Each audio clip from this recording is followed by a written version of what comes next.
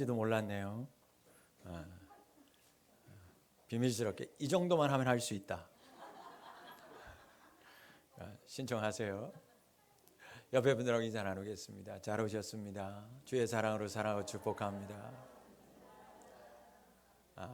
많은 분들이 출타하셨어요. 연휴가 끼면 하여튼 출타하는 분들도 많은 것 같아요. 여러분, 오늘 본문의 말씀에 보면 세 분류의 사람들이 등장합니다. 그 첫 번째 사람들이 누구냐면 예수님의 친족들, 가족들입니다.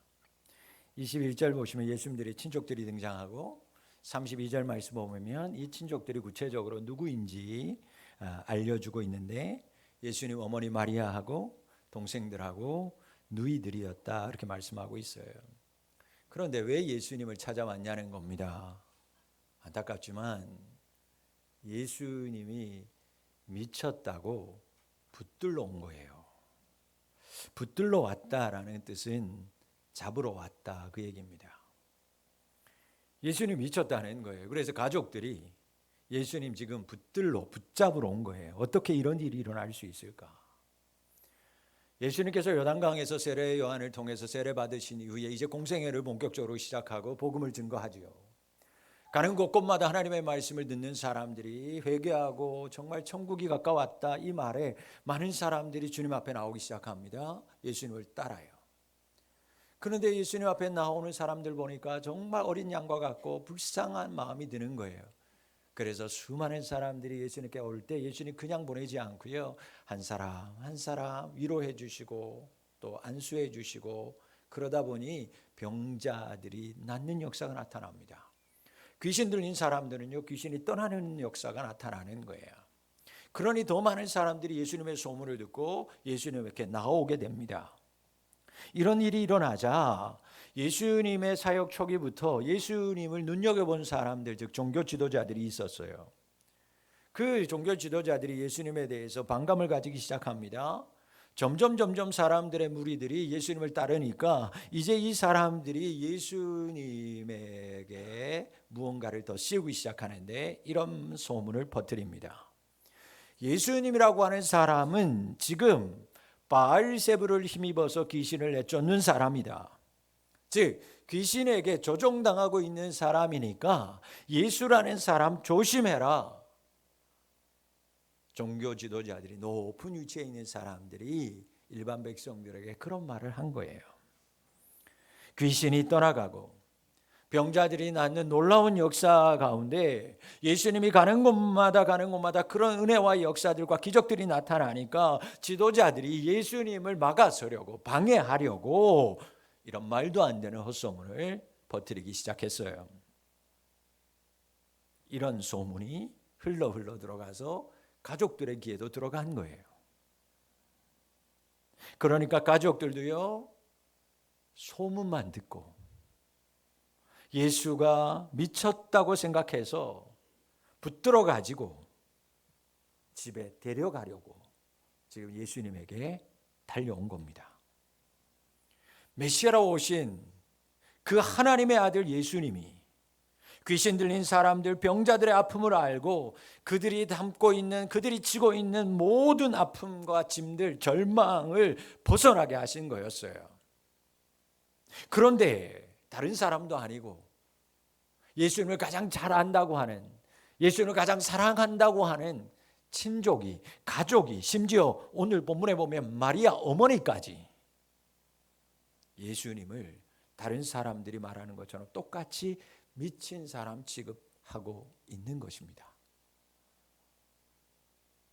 우리가 아는 예수가 귀신을 쫓아낸다? 우리가 어릴 때부터 밥을 먹고 함께 장난치던 우리 큰형님이, 그 오빠가, 아니 내 아들이 병자들을 고치고 귀신을 쫓아낸다? 가족들이 믿지 않았어요. 그래서 귀신 들린 이 아들, 우리 형, 그 오빠를 잡아다가 집에서 제발 못 나오도록 꽁꽁 붙들어 두려고 지금 가족들이 예수님이 사역하는 곳에 달려온 거예요. 와보니 오늘 말씀해 보니까 예수님께서 밥 먹을 겨를도 없다 그렇게 얘기했어요. 소문에는 좋은 일은 다 하는 거예요. 가난한 사람 도와주고 병자들 고쳐주고 귀신 쫓아준다고 하는데 정작 자신은 정신 없어서 미친 듯이 밥도 못 먹고 다니네요. 소문대로였어요.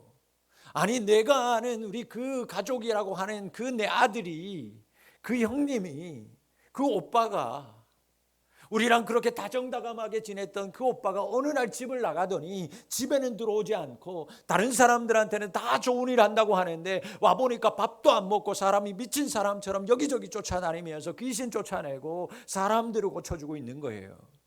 그러니까 와보니 정말 소문대로 자기들 눈에 봐도 우리 예수가 미쳤구나 보이는 겁니다.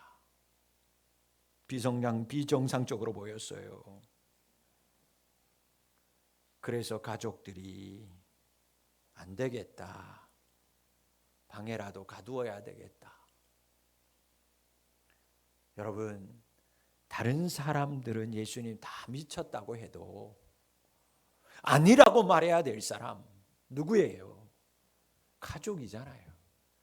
다른 사람들은 다 배신하고 다른 사람들은 다 떠나가고 다른 사람은 예수 다 미쳤다고 해도 가족들은 아니라고 방패막이가 되어줘야 될 사람, 끝까지 예수님 편에 서 있어야 될 사람, 가족, 친족이잖아요. 그런데 예수님을 가장 잘 이해하고 받아주고 힘이 되어줘야 될 가족들이 방패막이는커녕 앞장서서 지금 해방꾼이 되고 있습니다. 가족들은 지금 예수님에게 조금의 도움도 되지 않고 있어요. 오히려 방해반되고 있습니다. 여러분, 피로 맺어진 가족이 예수님 따라다니는 사람들보다 못한 사람이 되고 있더라는 것입니다. 가족들은 누구보다도 예수를 잘한다고 생각하고 있었을 거예요. 저 사람들보다 내가 더 잘 알아. 그러나 오늘 가족들의 행동, 가족들의 말을 보면 그 가족들 예수님이 하나님의 아들이고 이 땅에 메시아로 왔다라는 사실을 조금도 믿지 않았어요. 그래서 예수님이 하시는 모든 사역, 그들의 모든 병을 치료하고 귀신을 쫓아내는 이 모든 예수의 사역을 이해하지 못하고 있었습니다. 두 번째 사람은 누굴까?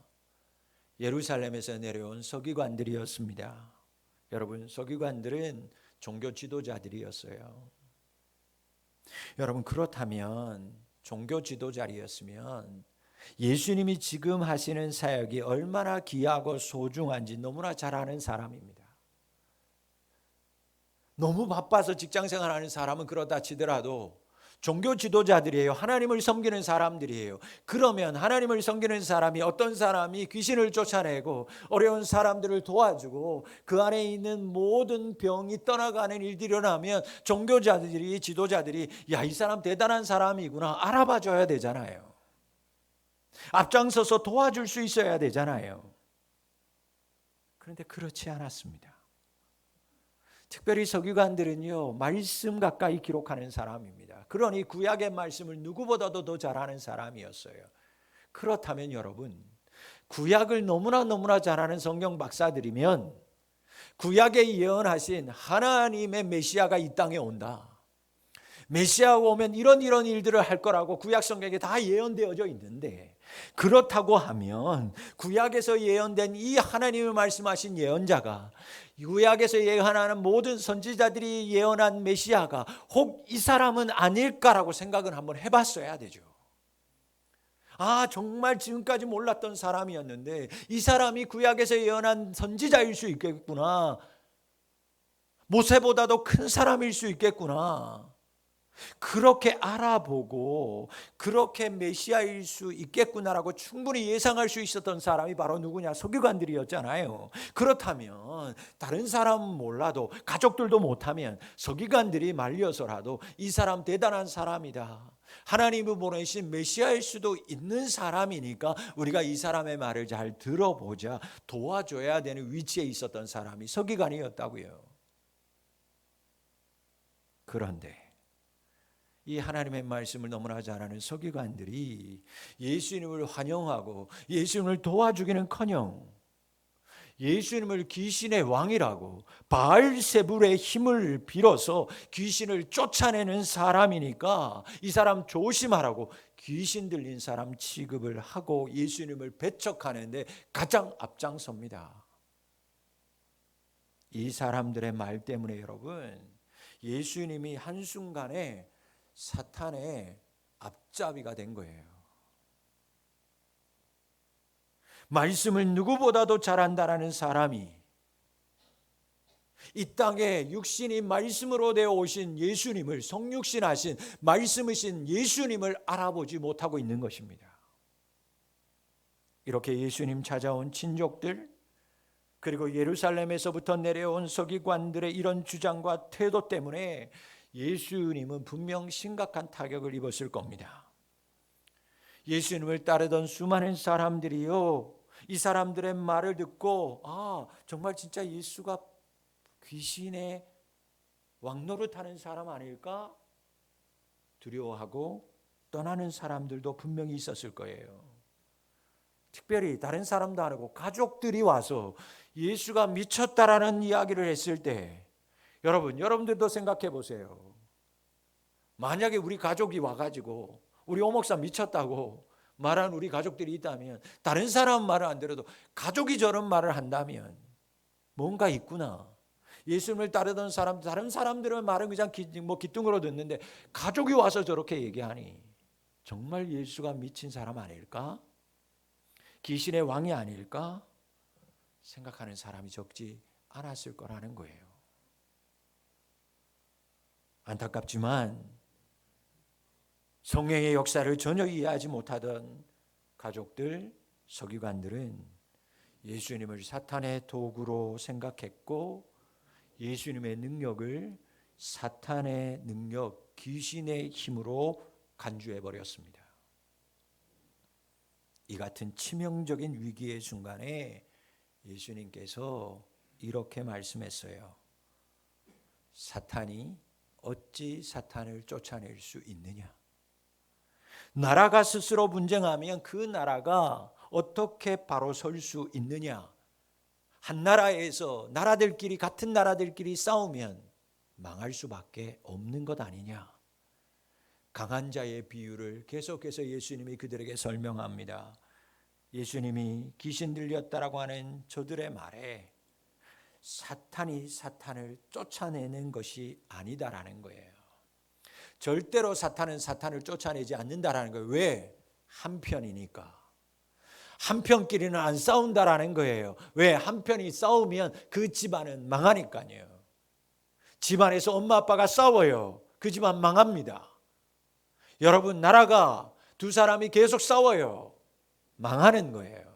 그 이야기를 하는 겁니다. 그래서 귀신이 귀신하고 싸우냐?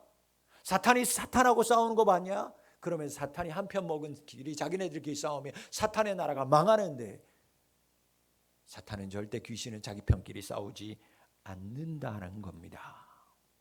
그러면서 실로 사탄의 힘이 강한 것은 사실이지만 더 강한 자가, 즉 예수님이 사탄의 힘을 결박해서 사탄이 떠나간다라는 거예요. 그러면서 강한 자가 이긴다라는 거죠.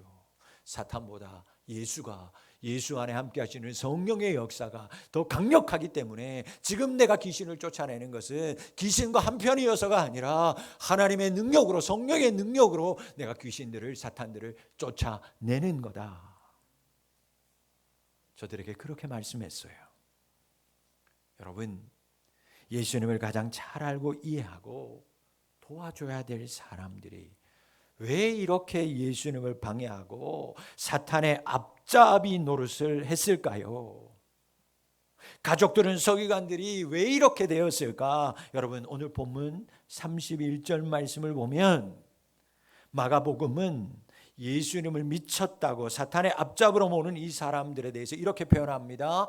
밖에 서 있었다. 32절에서도 바깥에서 찾나이다. 계속되는 4장의 말씀을 보면, 4장 11절 말씀을 보면 이 바깥에 있었던 사람들의 성경은 뭐라고 표현하냐면 외인이라고 말씀하고 있어요. 여러분, 결국 이 사람들이 이렇게 된 이유가 뭘까? 밖에 있는 사람들이었기 때문이다라는 거예요. 여러분, 예수님 밖에 있었다라는 건 예수님을 혈육으로만 보고 하나님의 아들로 보지 못하고 있었다라는 것입니다.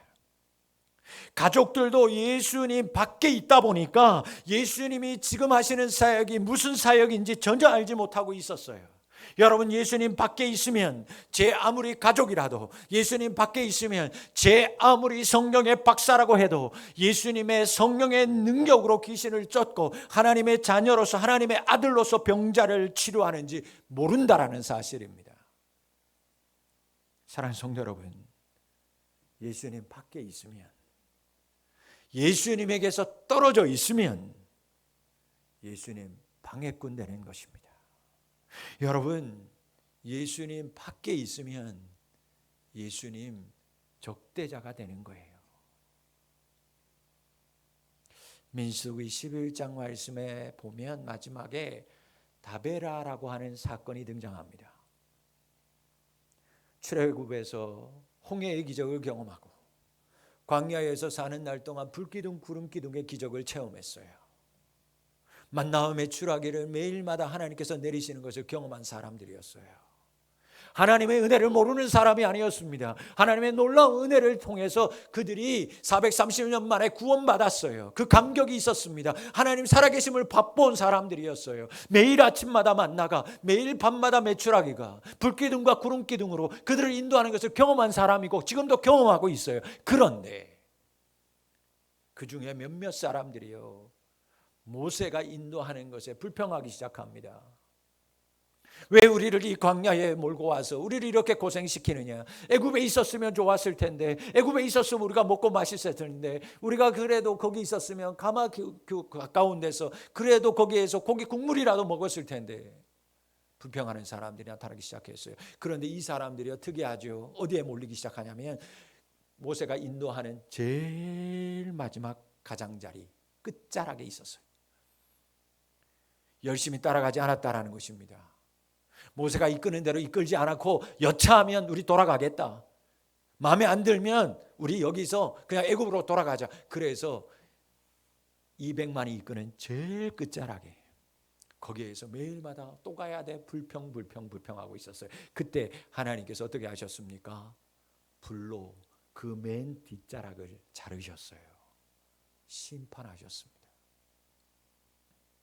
여러분, 베드로 말씀해 보니까 예수님 십자가 질 때 말씀 그대로 멀찍이, 예수님 십자가 지려고 그 저녁에 고통당하시는데 그 십자가 지는 모습 속에서 자기가 두려워서 예수님 멀찍이 따라가다가 끝내 예수님 부인하고 저주하는 자리까지 갑니다.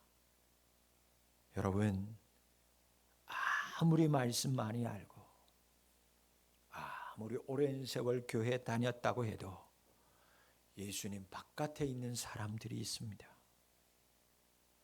나 신앙생활 이 몇십 년 했어요, 나 목사예요. 아니요, 예수님 바깥에 있는 사람 되면 예수님 마음 아프게 하고요, 예수님 해방하는 외인일 뿐이라는 사실을 우리는 기억하며 살아야만 합니다. 가지는 나무에서 떨어지는 순간 아무것도 아니에요. 나는 포도나무여 너희는 가지니, 그 가지가 나무에 붙어있지 않으면 열매 맺지 못합니다. 그런데 마지막 등장하는 사람들에게 은혜가 있습니다. 마지막으로 등장하는 세 번째 사람 누구일까? 여러분, 32절 말씀해 보면 이 사람들은 예수님을 둘러앉은 사람들이다 라고 말씀하고 있어요. 이 사람들 나중에 4장 10절의 말씀에 보면 둘러앉은 이 사람들이 예수님의 제자들과 함께하고 있다라는 것도 말씀은 증거하고 있습니다.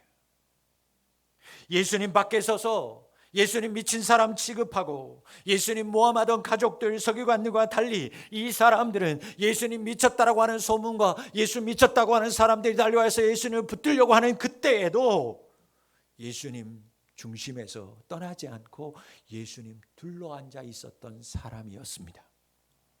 그리고 이 사람들에게 예수님이 뭐라고 얘기하느냐? 바로 너희들이 내 어머니고 내 형제라고 하는 놀라운 축복의 말씀을 그들에게 하셨어요. 예수님은 이들이야말로 어떤 어려움과 아픔 속에서도 예수님 곁 떠나지 아니하고 예수님 곁에 둘러앉은 이 사람들이야말로 피로 맺어진 내 가족 친족들보다도 더 가까운 예수님의 새로운 가족, 영적인 가족이라고 지금 말씀하고 있는 줄 믿습니다. 여러분, 예수님이 말씀하는 새로운 가족 누구입니까? 바로 예수님 둘러앉은 사람입니다.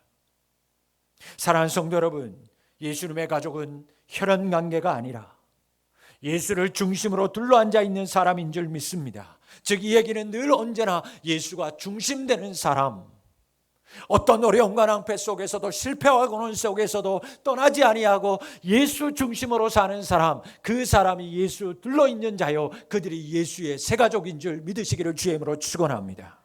바로 그런 사람이 35절 말씀처럼 하나님의 뜻대로 행하는 자가 되는 거예요.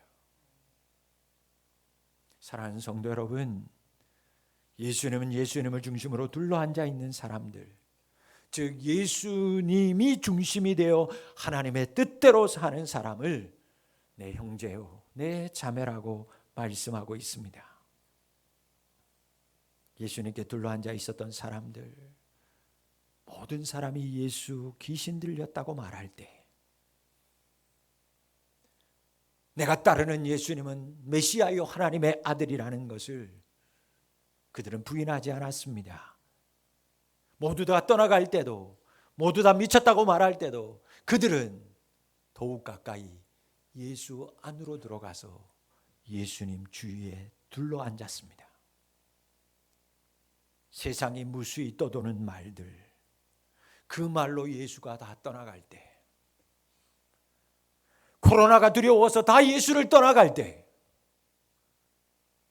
지금까지도 그것이 두려워서 주님 곁으로 다가오지 못하고 여전히 밖에 있는 사람들, 수많은 사람들이 있을 때 나는 주님 곁으로, 주님 안으로 들어가겠습니다. 나는 주님 떠날 수 없습니다. 예수 안으로 들어와 예수를 지킨 사람,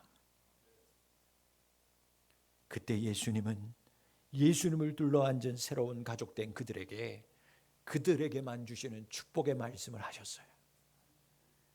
예수님에게 둘러앉은 자들에게만 주시는 축복, 그것은 바로 하나님의 나라의 비밀을 알려주시는 축복이었습니다. 이 바로 이어지는 4장에서 예수님은 밖에 있는 외인에게는 하나님의 나라의 비밀을 알려주시지도 않고 그들은 보아도 보지 못하고 들어도 깨닫지 못한다고 말씀합니다. 그러나 예수님은 예수님 가까이에 둘러앉아 있는 이 새로운 가족들에게는 하나님의 나라의 말씀을 밝히 드러내셨고 알려주셨고 깨닫게 하여 주셨어요.